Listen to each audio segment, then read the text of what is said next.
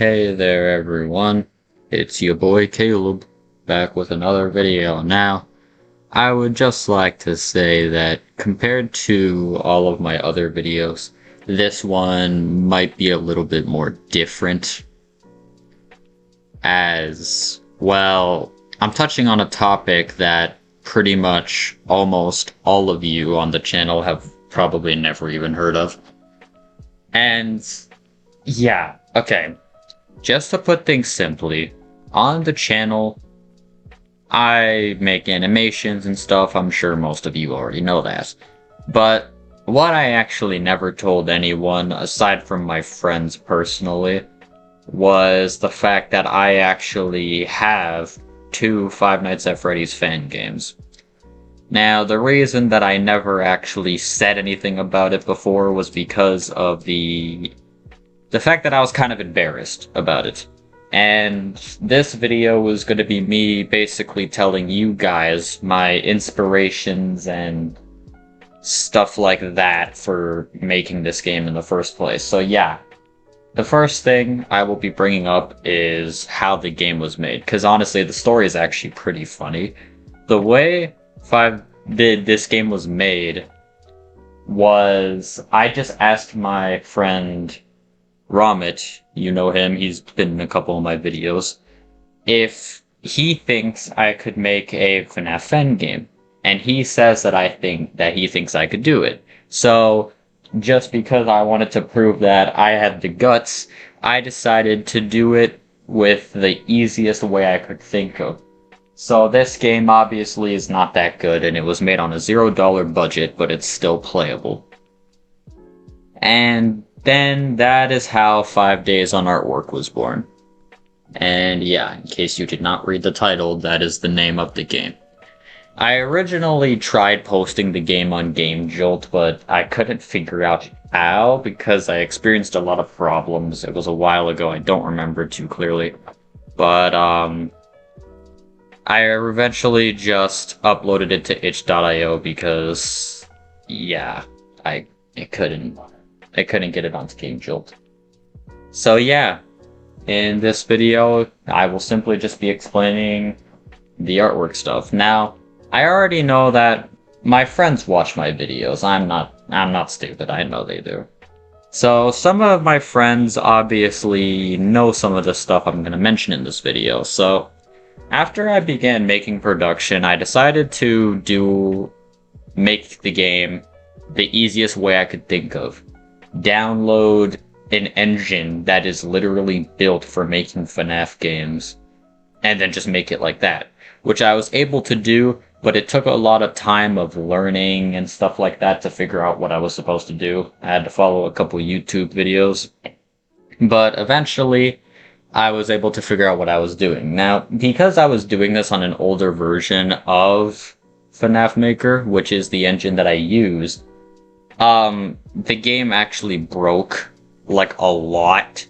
I mean, there was loads of glitches, there was a room that I couldn't include in the game because of a glitch, and yeah, the game is just, it's still playable, but it's very buggy. For example, this game follows the same format as the mask system in FNAF 2, where, you know, when something appears in your office, you put on the mask to make it go away. And there is actually a chance that if you put on the mask, it'll just kill you. I don't really know what causes that, but I do believe it depends on speed of what you put it on. And yeah, and as you can probably see from the recording of the game, there is also the characters. Now, making the characters was decently easy, as in this FNAF fan game, they're not actually animatronics, but rather they're living artworks. They're creatures with a sorta 1920s, 30s art style to them, which is why they have the classic pie-cut eyes and they're black and white. And there is a total of 6 of them, but there is a hidden character where, yeah. So, the second thing I will get to, aside from all the glitches, is basically how the game is and stuff, how it works. It's just as simple as any other game. You sit on your ass and you watch the cameras with two doorways on both sides. Now, because of reasons and on how crappy this engine was, I was originally going to be adding light buttons, but that ended up never happening. And yeah, it was just really complicated. So I decided to make it where the doorways were just completely black, so you couldn't see out of them. But you could still tell if they were there by checking the cameras. And the cameras and the map itself is very small because, yeah, like I said, I had to scrap one of the rooms. It was supposed to have 6 cameras, but it got cut down to just 5 because of glitches. Now, for anyone wondering who these glitches were in particular, aside from the mask glitch, because I was being an absolute idiot and didn't think about it, I thought that nothing would happen if I just didn't make multiple cameras, because I was kind of stupid, so I didn't make a system where there was more characters in one camera at a time. So as a result, every single time the 2 or more people go into a singular camera, the camera will break and just show this frame that my gameplay is currently on. Of this guy, Ford, is his name, of this guy just smiling at you. I won't really go into depth about the characters or anything like that, as you can literally just download the game and look at the game files. Or watch someone play it, I don't know. But, yeah, the whole plot idea that I had was, I'm not making this as a joke game, even though it was originally based off as a challenge. I'm actually gonna keep making these games because I enjoy doing it. And, well, So, the whole basic premise is that you play as a guy named Miles who decides to go work at a shutdown art studio due to a whole bunch of disappearances of customers and staff. And yeah, then this crap happens while you're there. More context about the story itself, though, is given in the second game, so the first game doesn't provide much lore or anything like that aside from the newspaper, but even then, it's still not that helpful. And you discover that you're working at a place called Facey's Arts and Crafts, which is an art studio for people to come to and, just do some art stuff. Honestly, it sounds like a pretty boring place if you ask me, but you know what, who cares? Now, probably the thing that actually made me the most angry about this game was the fact that I originally was also going to have this thing where the artworks were actually going to be on pieces of paper.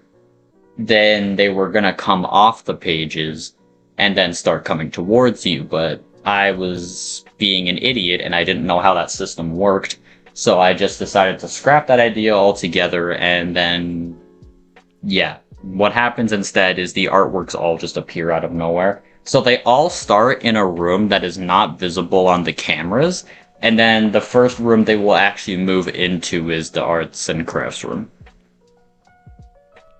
So, yeah. And you can also tell just by how everything looks that I barely put any fucking effort into this game at all. But to be honest, I didn't really want to put effort into it. I just wanted to get it done is all. But I do plan on putting in as much effort as I possibly can in further games, as Artwork 2 does have a lot more detail than the first game does. And I mean that it has a lot more detail. So, I also mentioned that about my inspiration for making this. I actually do have an inspiration. If you guys have ever heard about One Night at Flumpty's, I actually have a massive inspiration from that game to make this, as I like what Jonachrome did with the whole, they're not animatronics, they're just random things, like creatures or whatever. And I kind of went with a similar premise, where, yeah, they're not animatronics, but they're living artworks. So yeah, there's that.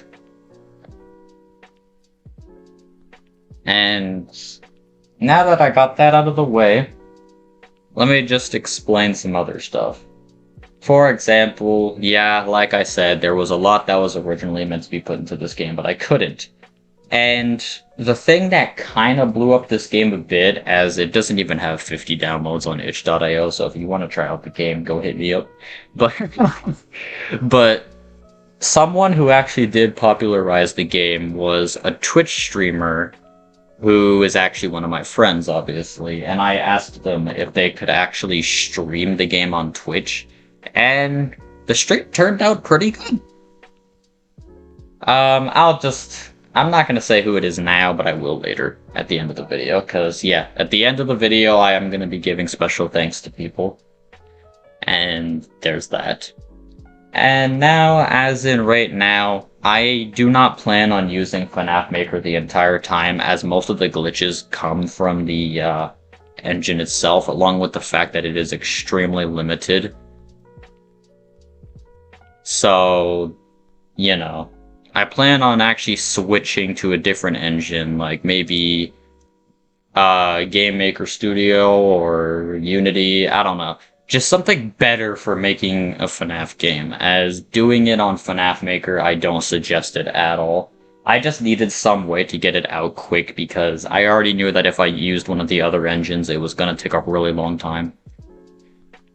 Now, yeah, aside from that, about the whole Easter egg character, there is an Easter egg that will happen in the game that you can literally just activate when you get to Custom Night because this engine is really stupid for some reason. And the whole Easter egg character was that if you look at the bathroom camera on night 3 specifically, the secret character would appear in the bathroom every once in a while, but it wouldn't do anything. It would kind of just go in and out, you know? But as I said, Artwork 1 did not put much into it, so honestly, I think that's it for the developer commentary. Because to be honest, there's really not much to be said about this game, as there's not much to it, there's not much to the lore, the characters.